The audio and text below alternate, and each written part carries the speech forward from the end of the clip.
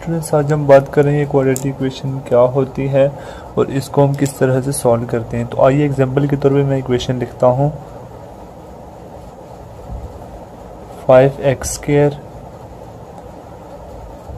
Plus 3x plus 2 is equal to 0।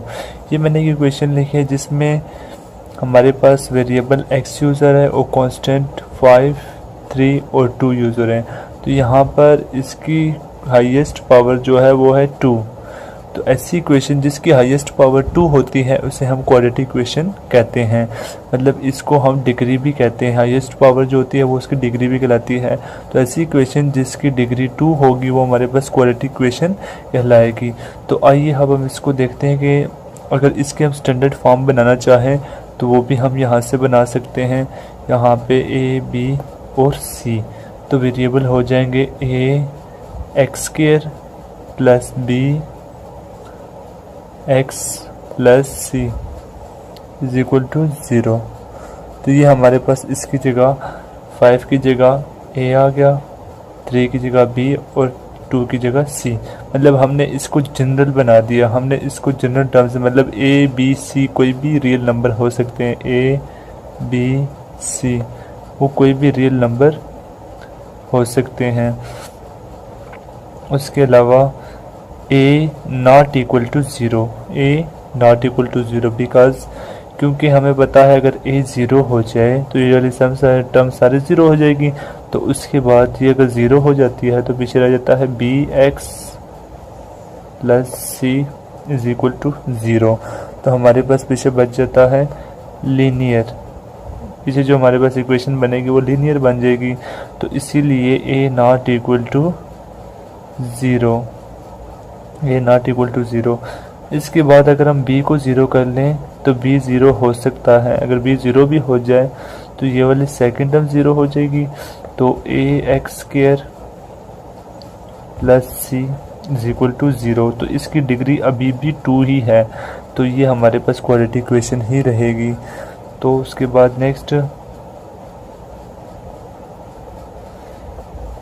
अगर यहाँ पे हम इसको वेरिएबल को चेंज कर लें, मतलब x की जगह हम y रख लें तो भी हम रख सकते हैं 5y² plus 3y plus 2 is equal to 0।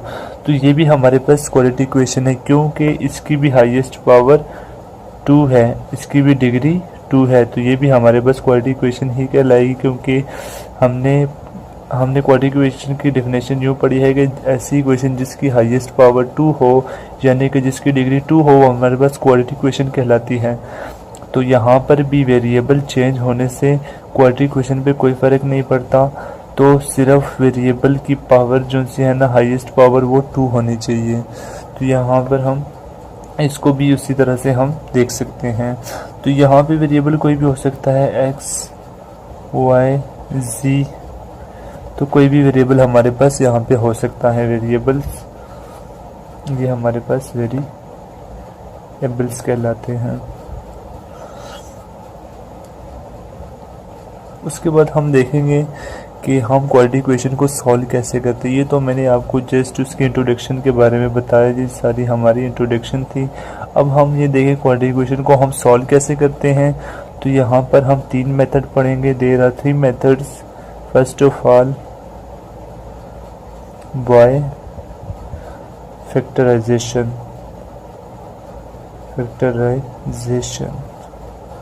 सबसे पहला मेथड हमारे पास जो है वो है फैक्टराइजेशन मेथड।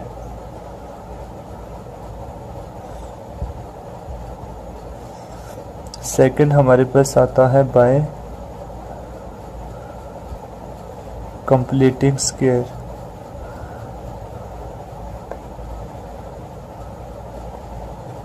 सेकंड मेथड हमारे पास है bye completing square. And third method हमारे पास होता है बाय क्वाड्रेटिक फार्मूला।